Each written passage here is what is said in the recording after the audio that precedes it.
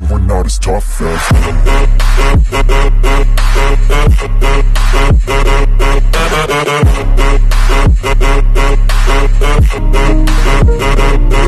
Bigyan love shout out po mga ka-subscribers to Miniwalis TV Mix Vlog. Ito ay part 2 po ng aming pagbabakasyon o nung 2022 dito po sa Mabwa Beach.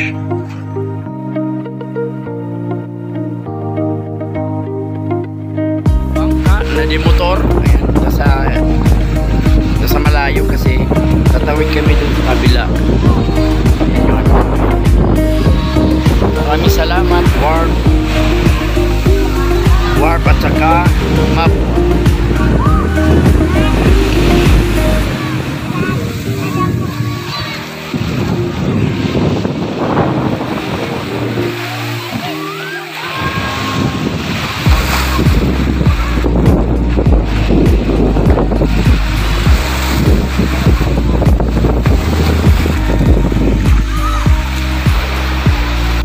Po sa Mabwa, pabalik na po kami ng aming tahanan. Salamat si Nanay, hello Nanay.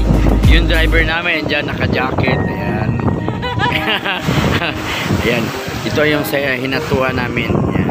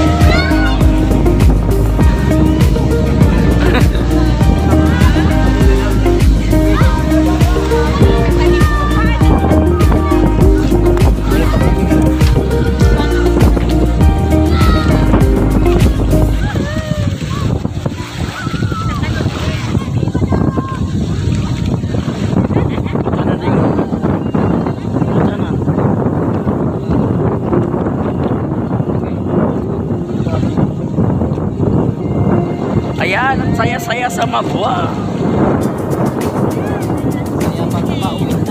Justin, tingin.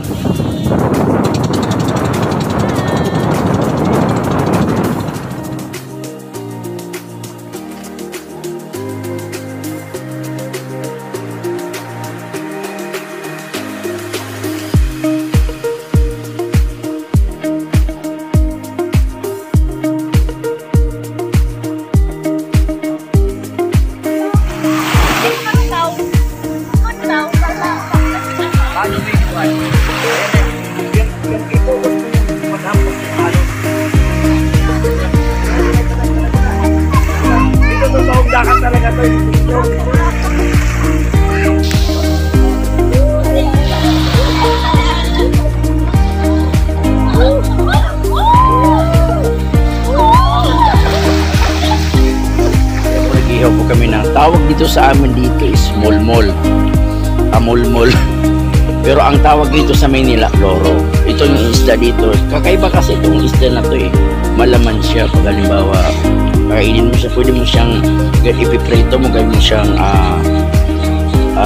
yung tinatawag din na sweet and sour. Ito kasi malaman yan. Ito yung isda na medyo madulas yung hasang niya pero napakasarap siya. Ginawa nito yung malalaki nito, imported na to, yung export na malalaki na.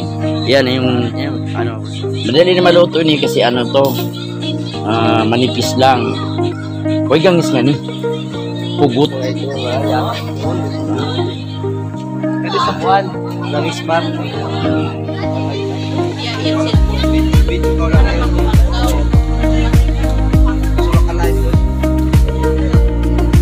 Ini ang kuan tando ay pagsama bislig ka o hinaton ini tanda power dyan mga tao. Ito ang alipad kami sa ilaw mga kuan. Kasi dali ako kasi aktor kami sa kuan kay ga nakailang miss ko lang ko ang iwas sa mga kuan yan. Ayun siya rito, bigyan ka ba ito?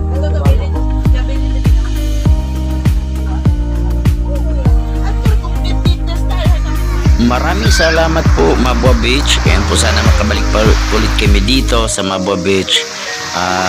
Ito po kasi ang ano namin talaga yung uwi namin nung nakaraang 2022, kaya unforgettable experience namin ito dahil ang dami namin napuntahan, at saka yung experience namin sa pagsakay sa bangka na yung iba pala natitense na ay nasumakay uli, pero kami nag-enjoy talaga kami kasi dahil sa mahampas din ng alon. Pero totoo lang talaga, kinabahan din naman po kami dahil nga yung bangka namin medyo maliit at saka marami kami. Pero anyway, nagpapasalamat po talaga sa lahat-lahat. And sana sa sunod namin, next expedition naman namin, nandun naman kami dun sa may Sibadan, yung may pagi po na malaki talaga, yung si Brenda, yung pangalan ng pagi na yun.